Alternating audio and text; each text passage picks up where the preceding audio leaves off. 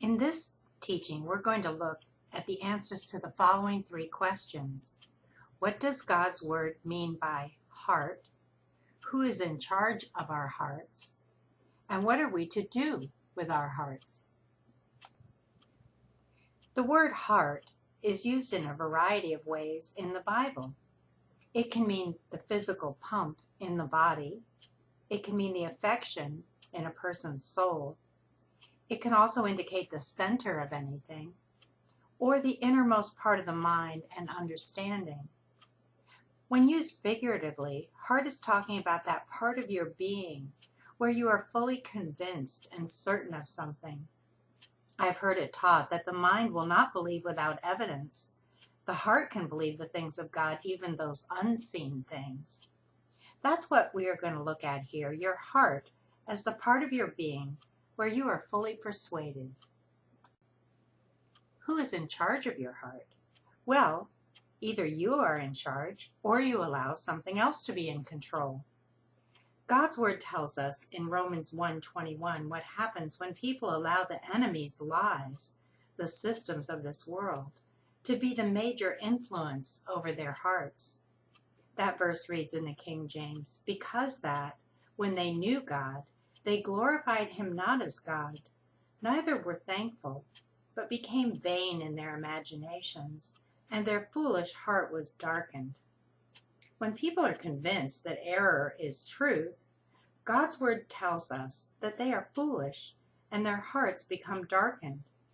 So it is possible for our enemy, the devil, to deceive someone to the point where they have a darkened heart. Look at these verses which relate to our topic. This is from the Voice edition of the Bible, 2 Corinthians chapter 4, verses 1 through 6. Since we are joined together in this ministry as a result of the mercy shown to all of us by God, we do not become discouraged. Instead, we have renounced all the things that hide in shame. We refuse to live deceptively or use trickery. We do not pollute God's Word with any other agenda. Instead, we aim to tell the truth plainly, appealing to the conscience of every person under God's watchful eye. Now, if our gospel remains veiled, it is only veiled from those who are lost and dying, because the evil god of this age has blinded the minds of unbelievers. As a result, the light of the good news, the radiant glory of the Anointed, who is the very image of God, cannot shine down on them.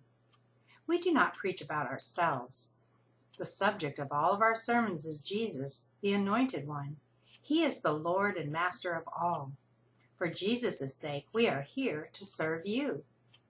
The God who spoke light into existence, saying, "Let light shine from the darkness," is the very one who sets our hearts ablaze to shed light on the knowledge of God's glory, revealed in the face of Jesus, the Anointed One. Notice how in verse 4 it says that unbelievers have had their minds blinded by the enemy. If a person's mind is blind, eventually their heart will be darkened and blinded. Each of us at one point or another may have been in such a condition. But God set up a cure, which is mentioned in verse 6. That cure is the light that is shed. Light of what? The light of the knowledge of God. When we learn the truth about God, how he operates, what his Son Jesus Christ accomplished for us, the power we now have as God's sons and daughters, the darkness cannot remain. 1 John 2:8 tells us that the darkness is past and the true light now shines.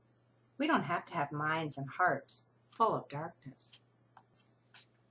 Who is in charge of your heart? The answer is seen in Proverbs 4, verse 23. This is the New American Standard Bible. Watch over your heart with all diligence, for from it flow the springs of life. Each of us have the responsibility to keep, guard, and watch over our hearts. This verse tells us to do so with diligence. The word diligence indicates persistence and perseverance. It's not that you build a little guardhouse around your heart and then forget about it. This type of guarding takes steadfast continuance. It's a day-by-day, moment-by-moment responsibility. How do we guard our hearts? We determine what information we allow in our minds. When we have the Word of God dwelling richly within our thoughts, we can use the Word as the standard and filter by which to measure the information that comes to our minds. For example, let's say someone tells you it's okay to steal. Maybe not rob a bank, but it's okay to cheat on your taxes. The justification being that even though you are stealing what you owe by law to the government is wasteful with its resources, so it's okay to withhold some of your treasure from them. This argument could strike you as logical and even correct. But what happens when I know what God's Word says on this topic? I would remember verses such as Ephesians 4:28, "Let him that stole steal no more, but rather let him labor, working with his hands the thing which is good, that he may have to give to him that needeth." I might also remember the first part of John 10:10, "The thief cometh not but for to steal, and to kill, and to destroy." Because I know that stealing in any form does not line up with God's Word, I kick the idea to do it right out of my head and never allow it to infiltrate my heart. I have just guarded my heart. Of course, we have an adversary who is very subtle, and the means whereby he may try to infiltrate your heart will be less obvious than the example we just considered. As a result, it is vital that we pour as much of God's Word into our hearts as we can on a continuous basis, so that the filter is so strong and so finely tuned that even those sneaky little thoughts can't seep through. So far, we've answered our first two questions. What is the heart? It's a figurative term referring to that part of your being where you are fully persuaded, even without physical evidence. And number two, who is in charge of your heart? Each of us individually are in charge of our own hearts, and if not, we are allowing something else to take charge. Our final question in this study is, what are we to do with our hearts? We've already observed one answer, that is that we are to continuously and steadfastly guard our hearts.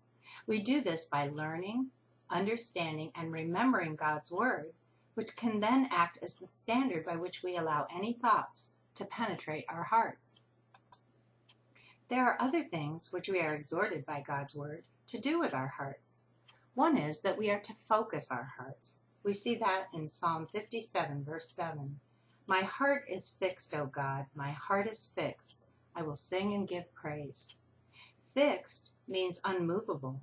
We are to be fully persuaded of the truth of God's Word, not allowing ourselves to be influenced and swayed by error. Along the same lines, we are to have singleness of heart. Hebrews 13, the first part of verse 9, in the easy-to-read version, reads, "Don't let all kinds of strange teachings lead you into the wrong way. Depend only on God's grace for spiritual strength."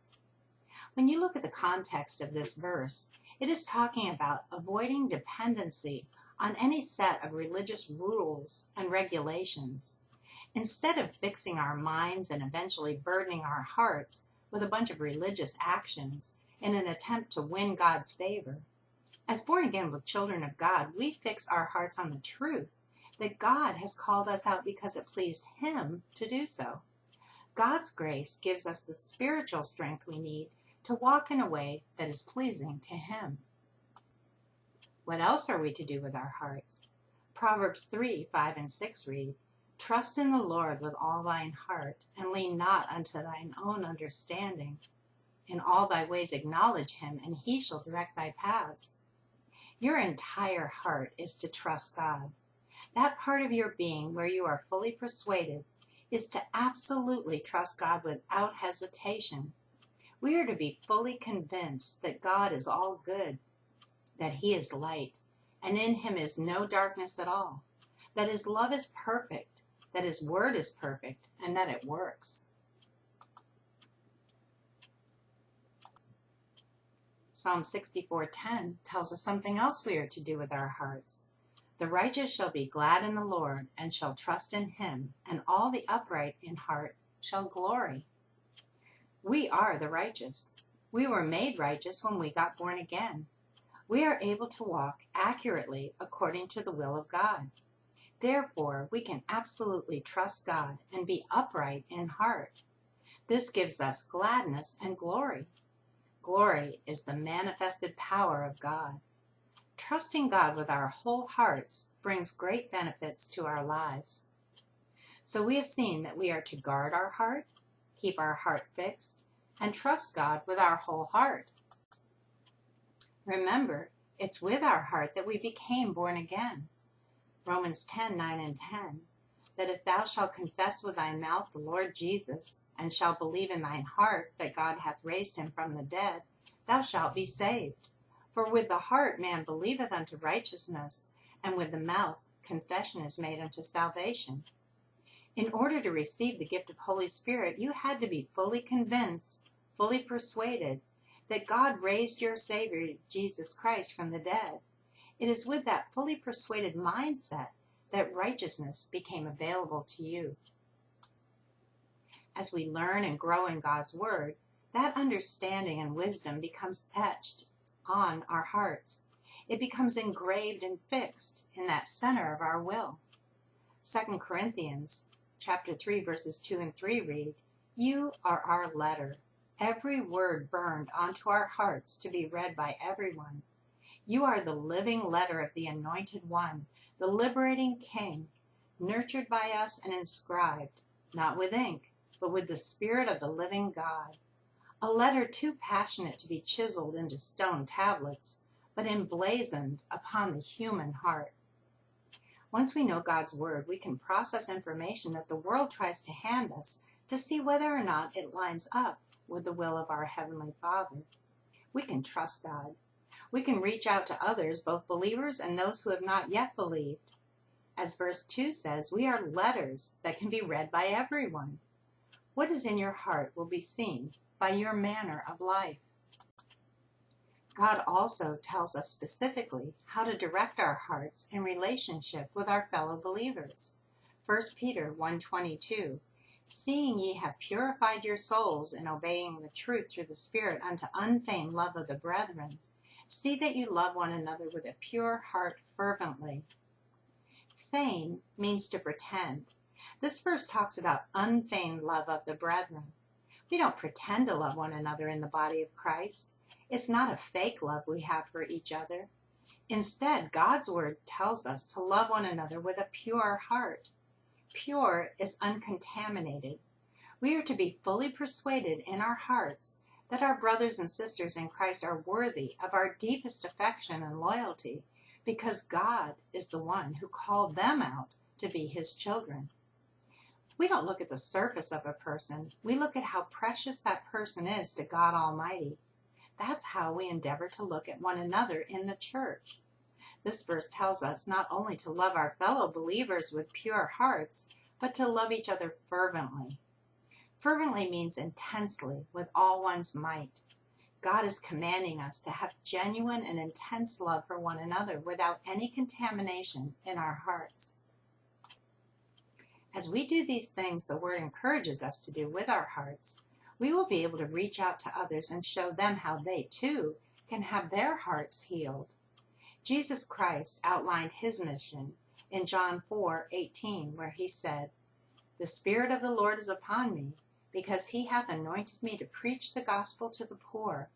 He hath sent me to heal the brokenhearted, to preach deliverance to the captives and recovering of sight to the blind, to set at liberty them that are bruised." We are now ambassadors for Christ here on earth and have been given the same mission. We are to preach the gospel to those who haven't heard it. We are to minister healing to those whose hearts have been broken. We are to declare the deliverance that God makes available to those who are still held captive by the ways of the enemy. We are to open the eyes of those who have been spiritually blinded, giving them the vision of understanding that comes with the knowledge of God's Word. We are also to offer freedom to those who have been beat up by this world. When your heart is fixed, pure, trusting in God, then you have so much to offer others. You can love others in the church with purity and intensity. You can offer God's deliverance to the lost and show them that God can mend their broken hearts. As you guard your heart and trust in God, you can reach out, speak the truth of God's word in love, and make a difference in people's lives. Keep pouring God's word into your heart so that it can overflow for your own benefit and minister deliverance to others.